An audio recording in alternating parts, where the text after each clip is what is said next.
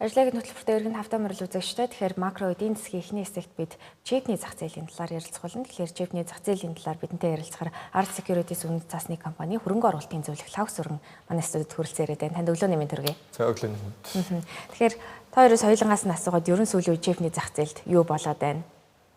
Сүүлийн мэдээлэлээс хуваалцвал. Тэгэхээр шинжээчээс бас эхлэе.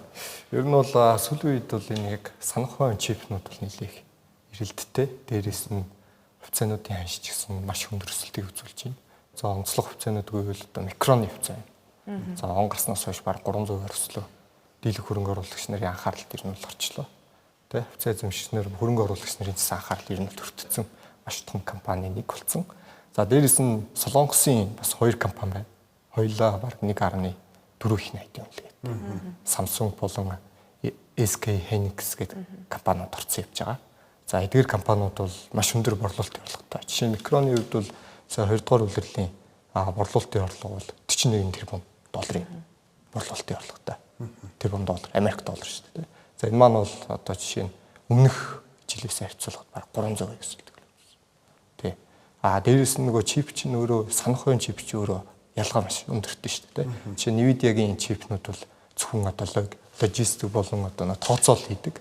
Дээрээс нэг AI сургалт хийдэг те сургах тийм механизмыг бол чип маань гүйцэтгэдэг бол одоо энэ микрон, Samsung, Hynix зэрэг чипнүүд бол зөвхөн санхүүгийн чип буюу дата центр дээр ашиглагддаг юм чухал чипнүүд бол байгаа. Тийм.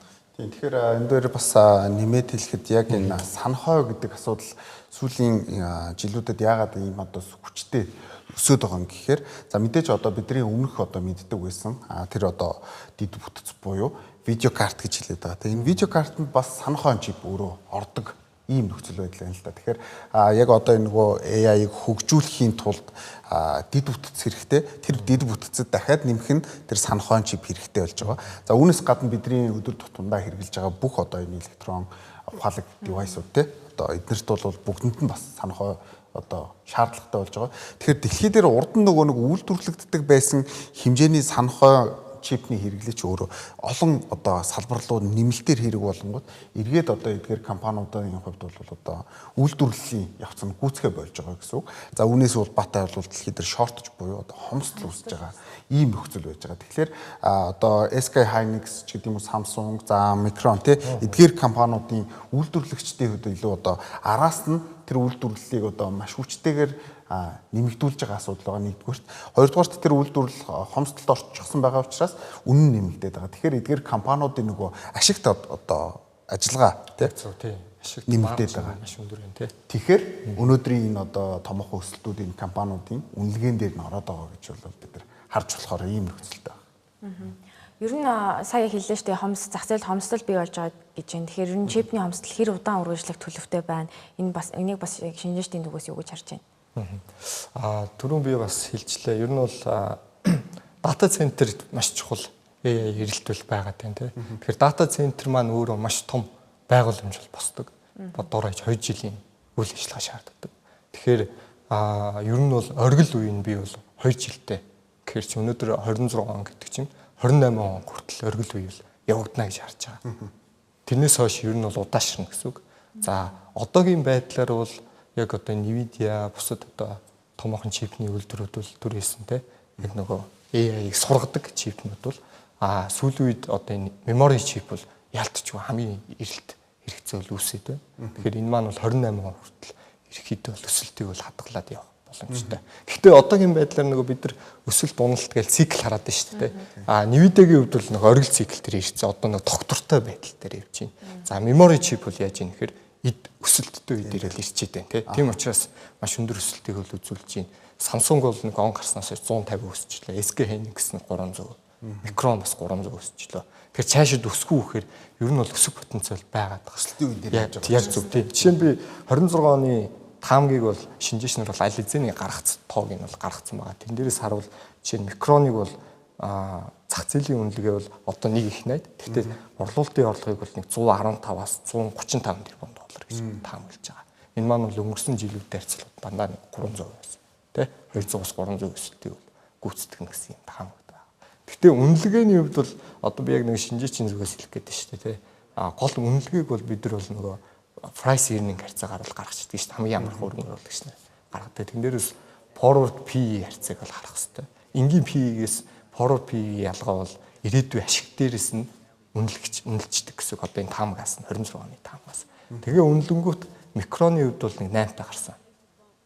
Samsung болон SK Hynix-ийн хувьд бол бас нэг 6-аас 8 орд гарч байгаа. Тэгэхээр энэ маань бол бусад нөгөө чипүүдийн үнэлгээтэй харьцуулахад маш хүнд байгаа. Ер нь хямдхандаа орчод байгаа гэсэн.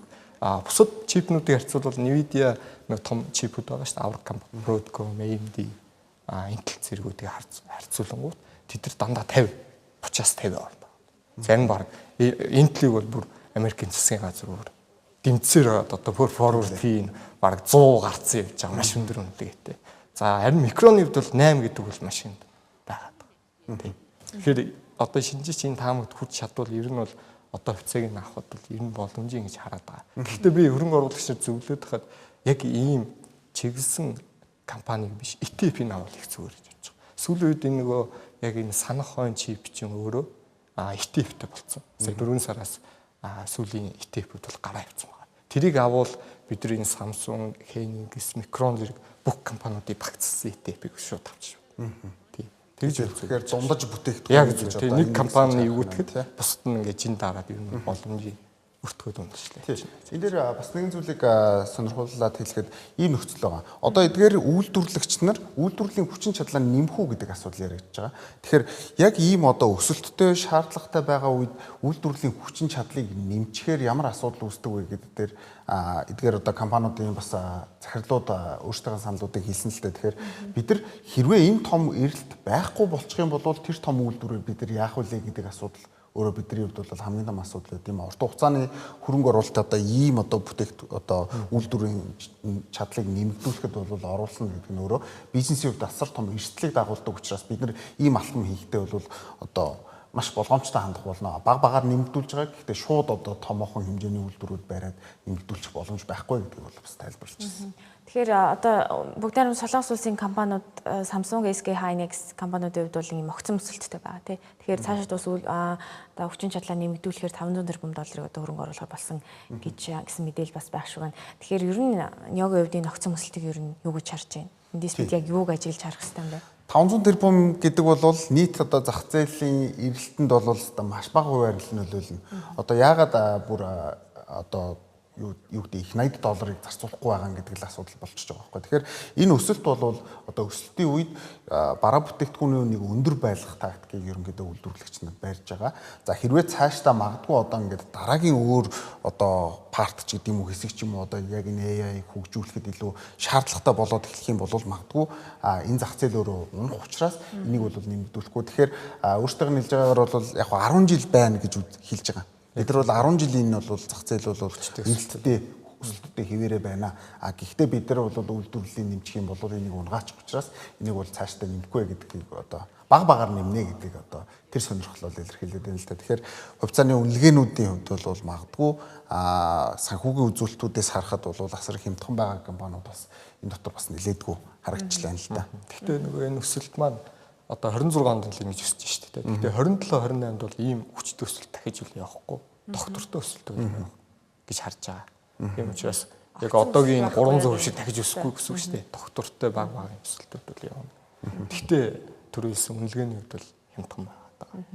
Тэгэхээр чипний тухайн яриагаа энэ хүрээд өндөрлүүлээ. Өргөжлүүлээд хэдүүлээ газрын тос болон инфляцийн талаар ярилцъя гэж бодож байна. Тэгэхээр Ираны дайнаас үүдэлтэй бас газрын тосны ханш буцаад $70 хүртлээр буурсан байгаа. Тэгэхээр хэрвээ яг дайн инхийн хилцээрт хүрээд хүрэх юм бол одоо их тавин эргээ тогтох юм бол инфляц ер нь хэдийн хугацаанд буурах боломжтой вэ? Үнийг над чи юу гэж харж байна? За түрүү хэлсэн ер нь бол хэлж штэ та манай хөтлөгч маань инх тавин ер нь дийл маань хийгдэх гээл ер нь бол явагдаад байна. Гэхдээ яг бас баталгаатай биш те. За гэхдээ ер нь бол яг эхний хилцээрийн шатанд бол хормоз геолог бол нээсэн байгаа. За энэ маань бол ер нь бол цаашид танкер гэж ярьдаг шүү дээ. Яг газрын тосны одоо ганц урсгал хормоз геологч ганц урсгалын нэг нь тэрийг бол одоогийн байдлаар 6 сарын сүүлээс л харахад ер нь бол өдөрт дунджаар бол 20 танкер бол анги явж идэг. Хөлгөө онгоц гэсэн үг шүү дээ. Дунджаар ер нь хэвийн байдалд бол 70-аас 80 танкер явж байсан. Одоо бол 20 гээд ер нь сэргээд байгаа. Өмнө нь бол баг тэг байсан шүү дээ. Тэгэхээр одоо бол нэг 20 ид гэдэг чинь ер нь бол маш боломжтой сэргэлтэл явж байна. За энэ үний мэдээгээр бол газрын тос $100-оос унсаар хагаад одоо $70 ороод ирлээ. Тэгэхээр ер нь бол шинжээчнэр юу гэж харж байна гэхээр газрын тосны ханш бол $70 гэдэг бол инфляцийг бол бууруулах магадaltaй гэж харж байгаа. За ер нь бол $100-оос дээш давцсан байхад бол инфляц бол дунджаар 1.5 өссөн байна. 1.5 өссөн. За одоо $70 хэвийн байдалд орцсон бол шинжээчнэр юу гэж харж байна гэхээр энийг бол 1%-аар буурах бүрэн боломжтой. Ойрын жилдээ гэсэн 26. Инфляцийн яг зөв 1%-аар буурна гэсэн. Одоогийн байдлаар бол 4.2%-тай инфляц байгаа. Тэгэхээр ер нь бол 3.2 руу бол орчно гэж харж байгаа. Газрын тосны ханш $70 дээр тогтвортой байгаа байвал тий. Цааш тэрийг өсчүүл энэ маань бол дахиад нөгөө бодлогын түвшинд бас хүнд болоод эхэлчихнэ гэж харж байгаа. Дээрээс нь нөгөө инфляц маань өөрөө ганц одоо нөгөө хэрэглээний үнийн индекс гэж байгаа шүү дээ. Энэ маань өндөр байгаад байвал мэдээж бодлогын хөвг бол өсгөнө гэж хараад байгаа. Тэ төв банк маань. За харин ингээд уналттай байгаад байвал инфляцийг унвал бодлогын хөвг цаашид буурах боломжтой. Тэгэхээр эдийн засаг болон хөрөнгөний зах зээл дээр энэ маань маш сайн тохио гэж харж байна. Газрын тосны уналт маань өөрөө эдийн засагт маш сайн тохио болж байна. Тэгэхээр нё одоо 4 сар хугацаанд энэ дан үргэлжлээ. Тэгэхээр одоо харьцангуй нөгөө хүмүүст энэ нөхцөл байдал одоо дасал болох тийшээ хандж байгаа. Ялангуяа одоо хөрөнгөний зах зээлийн төлөвчтэй хувьд. Тэгэхээр ер нь дан эхлэх үе мэдээлэлтэй харьцуулахад хөрөнгө оруулагчид одоо энэ дайны байдлыг одоо яг яаж хүлээж авч байна? Тэгэхээр яг саяны инфляцтай холбоотой ялангуяа одоо жижиглэнгийн хөрөнгө оруулагч нарын хувьд бол иймэрхүү мэдээнд бүр илүү их одоо өртөмтгий байдаг гэж ойлгож байна. Тэгэхээр одоогийн нөхцөл байдал бол сая бас лав сургуулийн шинжээч бас тайлбарлаж байна. Эргээд 3.2% дээр буюу дайн эхлэхээс өмнөх хувь дээр инфляцийн түвшин очих юм бол төв банк яарж одоо нэг өөрийнхөө бодлогын хүүг бол дээш нь өсгөх шаардлагагүй болж байгаа. Тогтвортой болно. За магадгүй эргээд тэр 3.2-оос зорилттой түвшин болох 2% руугаа ойртох юм бол эргээд одоо зах зээлийг илүү чөлөөлөх, тэлэх одоо тэр бодлого руугаа буюу бодлогын хөв бууруулах ийм нөхцөл рүү шилжиж таарна л да. Тэгэхээр яг зах зээл дээр харах юм бол сая өнгөрсөн 4 сарын хугацаанд бид нар яг энэ технологийн компаниудын өсөлтийг л онцлоод байгаа болохоос биш бусад одоо mid market ч юм уу эсвэл small market cap гэж хэлдэг. Одоо жижиг компаниудын хувьцааны үнэлгээ бол нийтээрээ бол ерөнхийдөө багасж ирсэн. Ялангуяа технологиос бус салбарууд гэх юм бол тэгэд энэ одоо багасж ирсэн нөхцөл нь эргээд одоо одоогийн байдлаар бол тогтож байгаа шиг харагдаж байна. За одоо жишээ дурдах юм бол Russell 2000-ийн хувьд бол одоо ингээд сүүлийн хэдэн жилүүд хамгийн доктортой үе дээрээ явж байгаа одоо нөхцөл рүү шилжлээч гэдэг юм уу ийм мэдээлэлүүд гарч илаа л да. Тэгэхээр энэ том болон жижиг одоо нийт зах зээлийн хэмжээтэй компаниудын хувьд бол одоо харилцан адилгүй л одоо дайны нөхцөл байдал нөлөөллөө гэж болно. За мөн сектораараа бас өөр байдаг буюу одоо салбараараа өөр байдаг тийм. За яг ингээд дайны нөхцөл байдал эхэлж хахад за 1-р сард бол Венесуэлтэй хийсэн асуудлаас болоод яг энэ одоо эрчим хүчний компаниудын ялангуяа уламжлалт одоо гэж хэлээд байгаа тийм газрын тоос эрчим хүчний компаниудын одоо үнэлгээ бол өсөж ирсэн. За үүнийг дагаад тэр уламжлалт гэж хэлээд байгаа буюу хатуу тэр коул буюу нүүрсний одоо олборлолтыг хийдэг компаниудын үнэлгээ өсөж явах жишээ тий. За тэгээд эргээд дайны нөхцөл байдал намжиж байгаа үед бол нөгөө өсөлт орсон томоохон эрчим хүчний компаниуд маань эргээд бол бараг 30-аас 40% ч гэсэн үнэлгээ нь буусан компаниуд бас харагдчихлаа энэ дайны дунд. Ийм нөхцөл байдалтай л харагдчихлаа. Тэгэхээр дайны үед бас хөрөнгө оруулагчид яг юун дээр анхаарах хэрэгтэй вэ? За зарим салбарууд бас яг арай эсэргээрээ одоо огцом өсөлт үзүүлэх юм уу тийм одоо гарч ирсэн. Тэгэхээр бас эдийн засгчид бас инфляцийн огцом нэмэлтийн талаар бас энэ эрсдлийн талаар бас одоо анхааруулсаар ирсэн. Тэгэхээр хөрөнгө оруулалтын одоо шийдвэрээ гаргах дээр тэгвэл одоо юун дээр анхаарвал одоо цогцолтой вэ? Ер нь бол нөгөө хөрөнгөний зах зээл чинь өөрөө ханшийг хамгийн түрүүн шингээждэг. Ганц нэг зүйл шүү дээ тий. Тэгэхээр ер нь бол дай баг инхий хэлцээрт хүрх гээд байна. Хүрх гэж ийн гэдэг дийл явагдаж ийн гэвэл төрүүлээ өсчдөг тий. За хэрвээ хэлэлцээр амжилтгүй бол хувьцааны зах зээл ер нь бол ундаг. Тэгэхээр бидний хувьд бол яг энэ геополитикийн нөхцөл байдлыг маш сайн ажиглаж байгаа. За хэлэлцээрийг бол амжилттай болцсон гэж үзээд ер нь бол хувьцаанууд аль хэзээний өссөн байгаа дээ шүү дээ. Одоо бол баг оргил all time high хийцэн. Тэгэхээр бол хөрөнгө оруулагч нар бол аль хэзээний ашигуудаа хэрэгжүүлээд явж байгаа шүү тий. Алт энтер бол яаж юм гэхээр бол унаад эхэлж шүү дээ тий. Ер нь бол баг дайн баг зогссон гэдэг мэдээгээр алт бол унж байна. Өмнө нь бол өсдөг байсан бол одоо эсэргээрээ одоо нөгөө алт чи өөрөө доллараар илэрхийлдэг. Хэрвээ дайн зогсчвол алт чинь өөрөө маш чанга зүйл шүү дээ, тийм. Тэр доллар маань өсчихвэл. Тэгэхээр бидний хувьд бол одоогийн байдлаар бол хувьцааны зах зээл бол ер нь бол нэлээд сайн өсөж байна. Гэхдээ бидний ер нь бол бондын худалдаа авалт бас авахд маш зүгээр гэж харж байгаа. За дээрээс нь хувьцааны хөрөнгө оруулалт бас авах зүгээр. Гэхдээ би түрүү ярьсан шүү дээ, авах гэж байгаа бол яг энэ ETF-ийн чиглэл рүү хөрөнгө оруулалт их зүгээр. За дээрээс нь софтверийн хувьд бол нэлээд самжлаа. Одоогийн байдлаар техник төр зүгийн манай Нёол харсан байгаа. Гэхдээ ер нь бол софтверийг авах гэж байгаа бол одоо IGV ч юм уу те ETF-үүдийг бол авах их зүгээр гэж харж байна. Тэгэхээр одоо газрын тос инфляцтай холбоотой яриагаа энэ үрээд өндөрлөе. За өргөжлүүлээд макро эдийн засгийн одоо төсөл хэсэгтээ биткойны талаар ярилцъя гэж бодож байна. Би бол хувьдаа ингээд мэрэгжлийн хүмүүсээс биткойны талаар асуух их дуртай. Тэгэхээр хамгийн олон биткойныг одоогоор эзэмшиж байгаа MicroStrategy компани өөртөө байгаа бүх одоо биткойноо зарж магадгүй гэсэн ийм мэдээлэл гараад байна. Тэгэхээр үүнийг бас юу гэж болох вэ? Энэ компаниуд ашиг авч гин үү эсвэл за болигээд бууж өгч гин үү? За зарим биткойноо зарим хэсгийг зарж байгаа гэсэн мэдээлэл гарсан байна. Тий. Тэгэхээр урд нь MicroStrategy компани бид нар зөвхөн одоо биткойныг худалдаж авнаа л гэдэг байсан бол энэ эргээд нэг өөрчлөгдөж байгаа юм нөхцөл харагдаж байна л да. Энэ өөрчлөлтийг болохоор яг өөрсдөө бол ингэж тайлбарлаж байгаа. Бид нар тодорхой хэмжээний санхүүгийн богино хугацаанд өрийг санхүүжүүлэхийн тулд бол өөрсдөндөө байгаа биткойноос бол зарах боломжтой болсон гэдгийг бол хэлсэн. Сая 6 сарын 29 гэдэг чинь өчигдөр те. Өчигдөр SEC-д өгсөн F8 формынхоо одоо тэр хүрээнд бол яг энэ мэдээллийг хийсэн байгаа л да. Тэрэн дээр юу гэж байгаа юм гэхээр урд нь бол дандаа бид нар хадгална гэдэг үсэн бол одоо бид нар заавал одоо бүгднгийн одоо ингээ хадгалаад байх биш, илүү эдийн засгийн эргэлтэнд оруулна. Өөрсдийнхөө одоо богино хугацаанд тэр өрийн циклийг дарна гэдэг мэдээллийг оруулсан нөхцлөөс болж бол ерөнхийдөө өнөөдөр өглөөний энэ биткойны 58 орчим мянган нөхцөлийг бас харуулж байгаа шиг байна л да. Тэгэхээр энэ нь юуг илэрхийлж байгаа гэхээр биткойноо зараад байна гэсэн үг ерөөсөө биш ээ. Бид нар хямдрах тусам нь бол худалдаж авна. Гэхдээ шаардлагатай үед бол бага хэмжээгээр бид нар зарах боломжтой гэдгийг бол одоо энэ одоо F8 формоор бол ерөнхийдөө харуулсан байж байгаа. Тэгэхээр өнгөрсөн сард бас энийг хийсэн. MicroStrategy-ийн хувьд. За урд нь бол ерөөсөө ийм нөхцөл харагдаж байсан үгэлдээ дандаа л худалдаж авдаг гэдэг.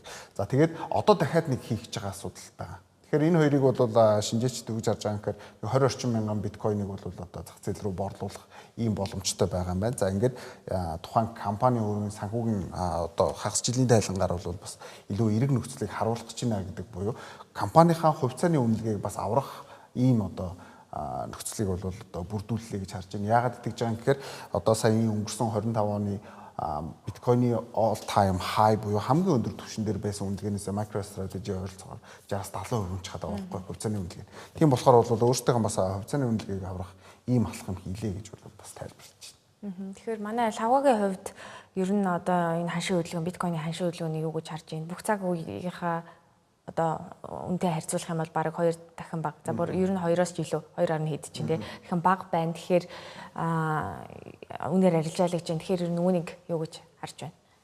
Яг хөрөнгө оруулагчийн зүгээс бол уналтыг бол бас боломж гэж хараад байна шүү дээ. Ямар ч хөрөнгө оруулагч нь уналтыг шаарддаг. За биткойныг бид нар бол шууд тэд хүрнэ эсвэл тэд гэсэн таам хэлэхэд нэлээ хэцүү. Тэ эрэлт нийлүүлэлтийн хуулийг бол харахад хэцүү. Гэхдээ миний хувьд юу гэж харж байна гэхээр бид нар бол доллар cost average буюу өртөг дундчлах аргыг ашиглаад хэрвээ биткойныг сонирхож байгаа хөрөнгө оруулагч нар байвал багаар тогтмол дүнгээр аваад их зүгээр гэж харж байна. За гэхдээ авах гэж байгаа бол түрүүнээс бас MSTR гэдэг тааш тийм. Тэрийг бол бид нар бол бас авах гэж байгаа бол өртгөхийн дундчлаад бага дүнгээр аваад их зүгээр. За миний хувьд бол нэг одоо бол нэг 59 мянга авцаа байгаа та биткойн. Тэгэхээр бол хэрвээ уналт явна гэж үзэж байгаа бол нэг 40 мянга 45 мянга руу орох байх. Тийм. Хэрвээ тэгж үзэж байгаа бол бид нар бол дахиад нэг өртгөөл дундчлаад баагаар аваад зүгээр шүү гэж би бол харж байна. Тийм биткойн дээр бас нэг зүйлийг нэмээд ярихад урд нь байснаас нөхцөл байдал өөр болсон гэдгийг шинжээч маш их онцолж байгаа. Яагаад тэгэхээр урд нь бол зөвхөн жижиглэнгийн хөрөнгө оруулагчид буюу ритейлерүүд хөрөнгө оруулдаг байсан бол одоо ETF-үүд гарсан буюу одоо институт хөрөнгө оруулагч нар илүү хөрөнгө оруулах боломжтой болсон. Тийм болохоор илүү одоо суурьтай бүтээгдэхүүн болсон гэдгийг бол тайлбарлаж байгаа. Урд нэг унахаараа юу гэдэг 70-80%-аар ингэж ундаг гэсэн бол одоогийн уналт бол ер нь 50% гэдэг бол нэлээд бас хансан үн байна гэдгийг бол бас шинжээч тайлбарлаж байгаад мэдээж одоо энэ хүү өгж байгаа мэдээлэл бол одоо та бүхэнд илүү одоо мэдээллийн чанартай гэдгийг бол ойлгох хэрэгтэй. Та бүхэн өөрсдийнхөө шинжилгээг бас хийж ялангуяа ийм өндөр эрсдэлтэй одоо хөрөнгө оруулалтын одоо бүтээгдэхүүнүүдэд бол маш болгоомжтой хандах нь бол зүйтэй гэж бас сануулгын зүйл байна. Тэгэхээр бидний ярилцлага бас их үр өгөөжтэй болж байна гэж харж байна хувьдаа. Тэгэхээр ярилцлагаа төгсгөлд асуугаад бид ер нь зуны зах зээлийн хөдөлгөөнд ер нь юу нөлөөлөхөөр байна? Хоёр хоёлаа хариулвал зочноос. Зочноос эхэллээ. Зун бол ер нь дэлхийд даяараа бол ер нь бол нэг амарчдаг шүү дээ тийм амралт аваад хүмүүс ер нь бол их тийм зах зээлийн хувьд бол их тийм тайван байдаг. За харин зах зээл маань өөрөө тайван гэдэг маань одоо түрүү хэлсэн геополитикийн нөхцөл байдал хэрвээ гайхуудажгүй болчвол бид нар яах вэ гэхээр ер нь бол хувьцааны ханшил баг зэрэг өсөлтүүл ажиглагддаг. Хэрвээ геополитик маань хүндэрчүүл уналт бол явах бас боломжтой тийм. Тэгэхээр тэрийг бол тэгжил харах хэрэгтэй тийм хөрөнгө. Миний хувьд яг хөө зуны нөхцөл ялангуяа 7 дугаар сар бол яг энэ жилийн дунд хэсэг тэгээд хагас жилийн тайлангууд маш эерэг гардаг холбоотой өсөлтүүд угаасаа явдаг зах зээл дээр. За тэгээд миний хувьд яг одоо ямар зүйлийг санд болгох юм гэхээр би илүү салбараар нь сонирхолтой санагдаж байна л да. Тэр нь бол аялал жуулчлалын салбар. Тэр дундаа нөгөө онлайн захиалгын компаниуд байдаг. Тэр компаниудыг бол анзаарах нь зүйтэй. Яагаад тэгэхээр одоо бас бид нар дэлхийн хөл бөмбөгийн дэлхийн аврах шалгаруулах тэмцээн болж байгаатай холбоотойгоор эдгээр компаниуд бол маш их ачаалттай байгаа гэдгийг мэдэгдэж байгаа. За мөн захиалгын хэмжээ бол маш өндөр дүүрж байгаа гэдэг мэдээлэлүүд байгаа учраас ер нь бол дунд одоо тайлан дээр бол нэлээд бас боломжууд харагдах юм болов уу гэж харж байна. Үнийг дагсан одоо нөгөө хүмүүсийн бас хөрөнгө оруулагчид бас яг ингэж харж байгаа. Тийм учраас ер нь бол энэ хоёр нийлсэн ийм нөхцөл бүрдэх боломжтой л гэж харж байна. Маш гоё санаа гарч ирж байна тийм. Би дээрэс нэмээ хэлчихье. Airline бас их зүгээр шүү. Airline бизнес. Airline гэдэг нэг онгоцны бизнес гэсэн үг шүү дээ тийм. Аялал жуулчлал хөгжиж байгаа, дэлхийн хөл бөмбөгийн авраг гэл хүн болгон зорчиж байгаа. Дээрэс нь газрын тосны ханш нам байна тийм. Тэр нэг Airline бизнес чинь өөр ямар үед дунддаг вэ гэхээр газрын тос өндөр үед дунддаг. За харин газрын тос нам үед өсдөг тийм. Тэгэхээр бидний хувьд бол Airline хэмжээнүүдийг бас харуул зүгээр. Бас авах гэж байгаа ETF-ийн ах хэрэгтэй сангийнхаа ETF-ийг аваарай гэж зөвлөе тий. Тэгэхээр манай зүуд хүрэлцэн ирж сонирхолтой өрнүүлсэнд маш их баярлалаа. Тэгэхээр үзэгчдээ бид Art Securities үн цаасны компани хөрөнгө оруулалтын зөвлөх лавс өрөнтэй макро эдийн засгийн сэдвүүдээр ярилцаад байна. За хэсэгхэн хугацааны завсарлагын дараа эргээд студид олцгаая.